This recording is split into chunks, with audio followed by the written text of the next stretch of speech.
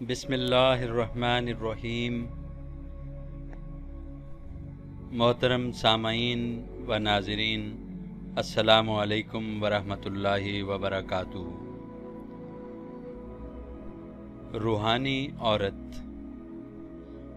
اس کہانی کا آغاز قیام پاکستان کے کئی برس بعد سے ہوتا ہے اور گردش زمانہ کے ساتھ ساتھ موجودہ دور تک پہنچتا ہے۔ اللہ رکھی کون تھی اور اب کہاں ہیں، یہ تو آپ کو کہانی پڑھ کر ہی علم ہوگا۔ میں تو صرف اتنا جانتا ہوں کہ یہ ساری کائنات ایک سسٹم کے تحت قائم ہے۔ یہاں جو کچھ بھی ہو رہا ہے حکم الہی کے مطابق ہو رہا ہے، اور اس حکم الہی کو بجا لانے کے فرائض وہ حضرات انجام دے رہے ہیں جو اس سسٹم کو چلا رہے ہیں۔ کائناتی سسٹم یا تکوینی نظام کیا ہے؟ تصوف سے وابستہ لوگ بخوبی جانتے ہیں۔ عام کاری کے لیے مختصراً اتنا ہی جاننا کافی ہے کہ جس طرح کسی منصوبہ کو پایۂ تکمیل تک پہنچانے کی خاطر محکمہ قائم کیا جاتا ہے، جس میں اعلیٰ افسر سے لے کر چپڑاسی تک ہوتا ہے، اسی طرح اس نظام قدرت کو چلانے کے لیے تکوینی نظام قائم ہے، جس میں اللہ کے با اختیار بندے کام کرتے ہیں، ان میں مجذوب بھی شامل ہیں۔ اس نظام میں شامل لوگوں کا تشخص ان کی ذمہ داریوں کے مطابق ہوتا ہے۔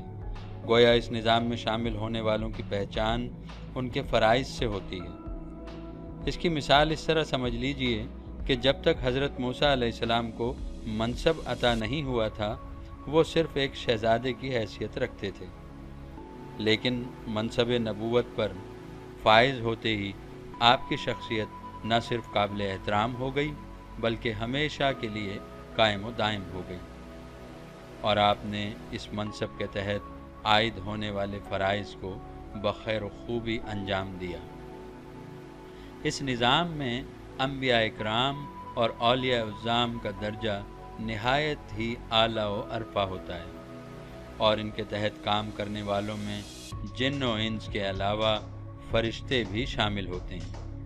اس مختصر سی تمہید کا مقصد صرف یہ ہے کہ قارئین اس ہستی کو پیش نظر رکھیں جو اس کہانی کا مرکزی کردار ہے۔ میری ملاقات ایک ایسی خاتون سے ہو چکی ہے جن کا تعلق نظام تکوینی سے تھا، اور جنہوں نے اس نظام میں عہدہ پانے کے بعد صدیوں کا سفر طے کیا، اور جو زمان و مکان کی قید سے آزاد ہو کر ہر دور میں موجود رہی۔ یہ خاتون آج سے کئی برس قبل کے دور میں بھی تھی، اور ممکن ہے کہ آج کے ترقی یافتہ دور میں بھی موجود ہو، جبکہ ہم خلائی دور میں داخل ہو چکے ہیں۔ اس کہانی کا آغاز یوں تو آج سے کئی سال قبل سے ہوتا ہے، لیکن میں چونکہ اس کہانی کے دور جدید سے واقف ہوں، لہٰذا اس کا آغاز بھی دور جدید سے کر رہا ہوں۔ یہ اس زمانے کی بات ہے جب کہ پاکستان معرض وجود میں آ چکا تھا۔ میں تعلیم سے فارغ ہونے کے بعد کراچی سے دور ایک چھوٹے سے گاؤں میں مقیم تھا۔ اس گاؤں سے چند فرلانگ دور ایک شاہراہ گزرتی تھی، اور اس شاہراہ کی دوسری جانب قدیم طرز تعمیر کی ایک عمارت تھی۔ گو کہ یہ عمارت نہایت ہی شکستہ اور خستہ حال تھی، اس کے باوجود گاؤں کے لوگوں کی توجہ کا مرکز بنی ہوئی تھی، اور اس کی وجہ اللہ رکھی تھی۔ میں نے صرف اللہ رکھی کا نام سنا تھا۔ محلے کی اکثر و بیشتر خواتین اپنے مسائل اور بیمار بچوں کو لے کر اس کے پاس جاتی تھیں۔ بیمار بچے جنہیں ڈاکٹروں کی دوا سے فائدہ نہیں ہوتا تھا، صبح و شام اللہ رکھی کی پھونک سے چند دنوں میں تندرست ہو جایا کرتے تھے۔ محلے کی خواتین بڑے ہی ادب و احترام سے اس کا نام لیا کرتی تھیں۔ وہ ان کے ہر درد کی دوا تھی۔ جن خواتین کے گھریلو مسائل اللہ رکھی حل کر چکی تھی، اب وہ بڑے ہی خوشحال زندگی بسر کر رہی تھیں، اور ان کے دلوں میں اللہ رکھی کے لیے بہت عقیدت تھی۔ وہ اس کے بارے میں طرح طرح کے مافوق الفطرت قصے سنایا کرتی تھیں۔ صرف یہی نہیں بلکہ گاؤں کے بعض مرد بھی اس سے فیض اٹھا چکے تھے، اور ان سب کے لیے اللہ رکھی نہ صرف حد درجہ قابل احترام تھی بلکہ اس کی خستہ حال جائے رہائش بھی قابل احترام تھی۔ اور لوگوں نے اس کا نام آستانہ اللہ رکھی رکھ دیا تھا۔ مجھے روحانی لوگوں سے قطعی دلچسپی نہیں تھی۔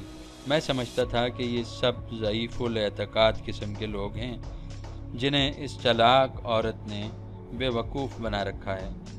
ہمارے گھر میں جب بھی کوئی پڑوسن آتی اور اللہ رکھی کا تذکرہ کرتی تو میں اس کا مذاق اڑایا کرتا تھا۔ اگر پڑوسن بتاتی کہ اس نے اللہ رکھی کے کمرے میں چاندنی سی روشنی دیکھی ہے تو میں فوراً ہی اس کی مادی توجیہ پیش کر دیتا اور سمجھاتا کہ اس نے کمرے میں ریڈیم رنگ کرا لیا ہوگا جو اندھیرے میں چمکتا ہے۔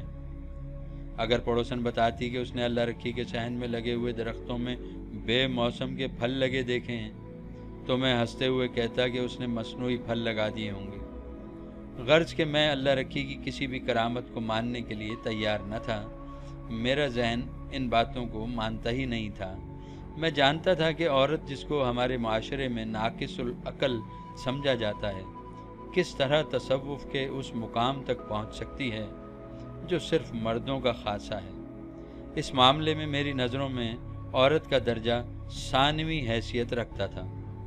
میں اسے ماں، بہن اور بیوی سے زیادہ اہمیت نہیں دیتا تھا۔ دن یوں ہی گزرتے گئے، پھر اچانک مجھے بخار نے آ لیا، اور بخار بھی ایسا تھا کہ اترنے کا نام ہی نہیں لیتا تھا۔ حالانکہ شہر کے تمام مشہور ڈاکٹروں اور حکیموں کو دکھایا لیکن افاقہ نہیں ہوا۔ دوا پینے سے بخار 4-6 گھنٹے کے لیے تو اتر جاتا تھا، لیکن اس کے بعد پھر اسی تیزی سے چڑھ جاتا تھا۔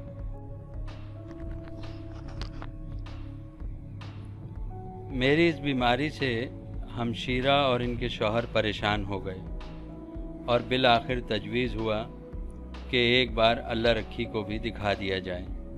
میں نے اس تجویز کی زبردست مخالفت کی۔ میں نے بہن اور بہنوئی کو سمجھایا کہ جب ماہر ڈاکٹر اور حکیم علاج نہ کر سکے تو یہ اللہ رکھی کس طرح بخار اتار دے گی۔ اس کے جواب میں ان دونوں نے کہا کہ دکھا دینے میں کیا حرج ہے، اور پھر یہ بخار تو تمہارے لیے جان لیوا ہوتا جا رہا ہے۔ اگر اس کا علاج نہ ہوا تو جان جانے کا بھی خطرہ ہے۔ پھر میں نے خود بھی اپنی حالت پر غور کیا۔ واقعی اس بخار نے مجھے بے حد لاغر کر دیا تھا اور میں سوکھ کر کانٹا ہوتا جا رہا تھا۔ نکاہت اس قدر تھی کہ 10-15 قدم چلنے کے بعد سر چکرانے لگتا اور مجھے مجبوراً بیٹھنا پڑ جاتا۔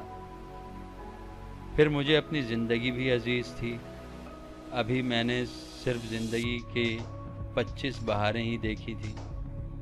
ایک شام جب کہ سورج نے مغرب کی سمت سفر شروع کر دیا، میں بہن کے ہمراہ اللہ رکھی کے آستانے کی طرف چل دیا۔ جیسا کہ میں نے بتایا ہے کہ اس کا آستانہ آبادی سے دور سڑک کے کنارے واقع تھا۔ کبھی یہ ایک عالی شان عمارت تھی، لیکن اب خستہ حال اور شکستہ تھی۔ دور سے یہ عمارت بالکل کھنڈر نظر آتی تھی۔ اس کی برجیوں کے سرے گر چکے تھے اور دیواریں یوں معلوم ہوتا تھا کہ اب گریں کہ جب گریں۔ یہ عمارت ایک اونچی سی جگہ پر واقع تھی اور صدر دروازے تک پہنچنے کے لیے 10-12 سیڑھیاں تھیں۔ ہمشیرہ مجھے آہستہ آہستہ سیڑھیاں چڑھا کر اوپر لے گئیں۔ دروازہ کھلا ہوا تھا اور سامنے بڑا سا دالان نظر آ رہا تھا جس میں گلاب اور چنبیلی کے پودے سلیقے سے لگے ہوئے تھے۔ ان سے ذرا ہٹ کر چیکو اور موسمیوں کے درخت لہرا رہے تھے۔ اس دالان کے آخری سرے پر سرخ اینٹوں سے ایک سیدری بنی ہوئی تھی اور اس سیدری کے درمیان میں ایک بڑا سا تخت بچھا ہوا تھا۔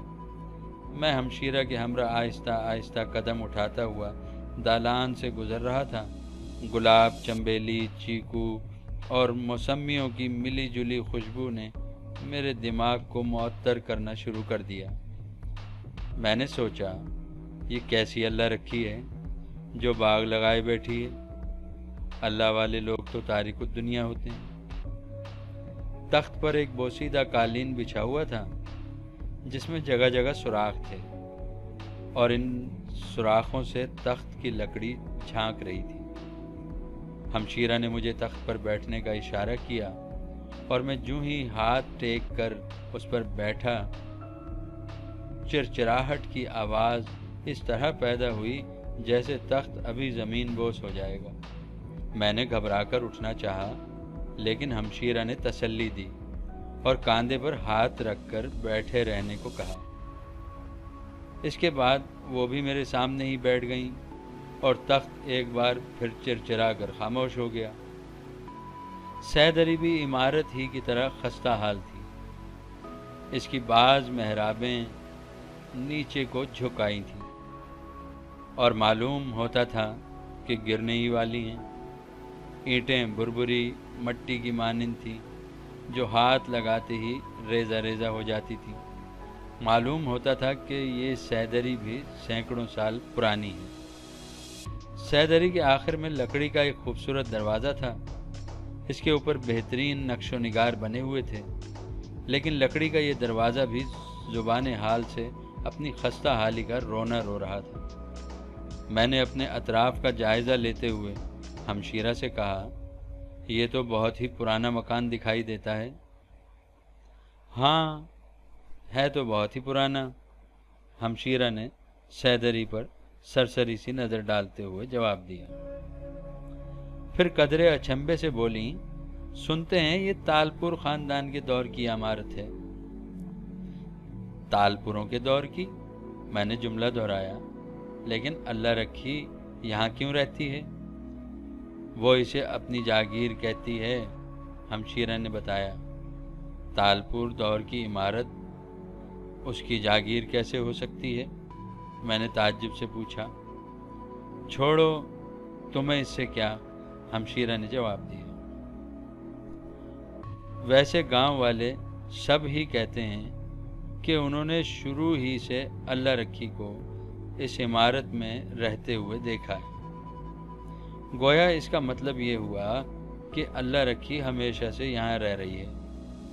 میں نے سوچا ممکن ہے اس کے آباء و اجداد کا تعلق کسی تالپور بادشاہ سے رہا ہو اور انہوں نے یہ عمارت بطور تحفہ اس کے خاندان کے کسی فرد کو دے دی ہو، جو نسل در نسل منتقل ہوتی ہوئی اللہ رکھی تک پہنچ گئی۔ میں اپنے انہی خیالات میں مگن تھا۔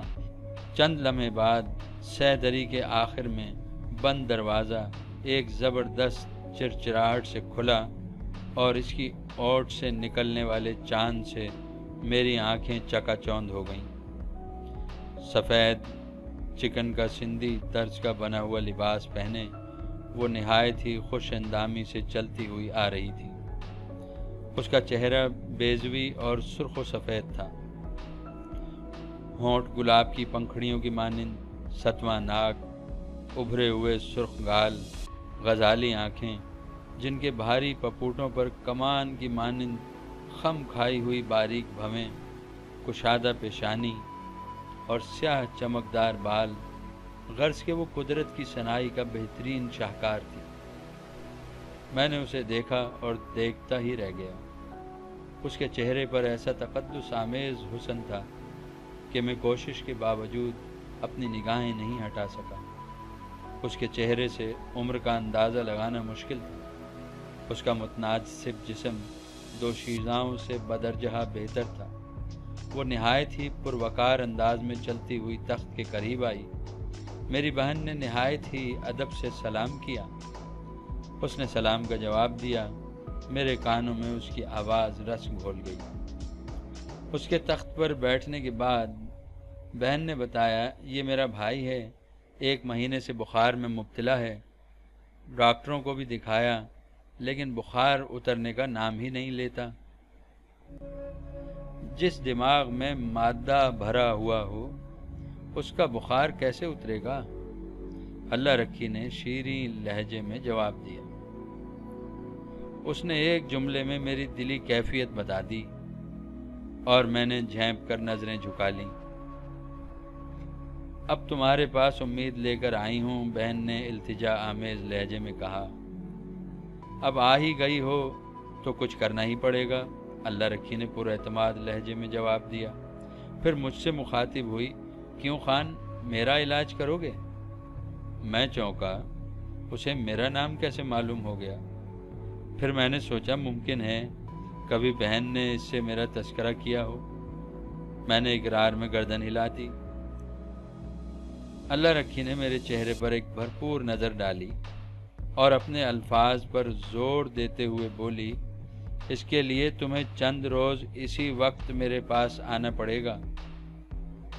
آ جایا کرے گا، میری بہن نے جواب دیا، اور میں نے بھی بالکل غیر ارادی طور سے اقرار میں گردن ہلا دی۔ مجھے رضامند دیکھ کر اس نے اپنا دایاں ہاتھ میری پیشانی پر رکھا اور گردن جھکا کر کچھ پڑھنے لگی۔ اللہ رکھی کا ہاتھ میرے پیشانی پر تھا اور اس کا لمس مجھے ایسا سرور بخش رہا تھا جسے میں الفاظ میں بیان نہیں کر سکتا۔ مجھے یوں محسوس ہو رہا تھا جیسے سکون و اطمینان کی لہریں دماغ میں داخل ہو رہی ہوں۔ چند لمحے بعد اس نے میری پیشانی سے ہاتھ ہٹایا اور اس جگہ پھونک ماری۔ اس کی پھونک باد نسیم سے بھی زیادہ مسحور کن تھی۔ میں نے مست ہو کر آنکھیں بند کر لیں۔ اب جاؤ، اللہ رکھی نے دلکش آواز سے کہا، کل پھر اسی وقت بھیج دینا۔ اس نے آخری جملہ میری بہن سے مخاطب ہو کر کہا۔ میری بہن نے نہایت ہی ادب سے اس کو سلام کیا اور تخت سے اٹھ گئی۔ میں بھی کھڑا ہو گیا اور پھر میری بہن میرا ہاتھ پکڑ کر وہاں سے روانہ ہو گئی۔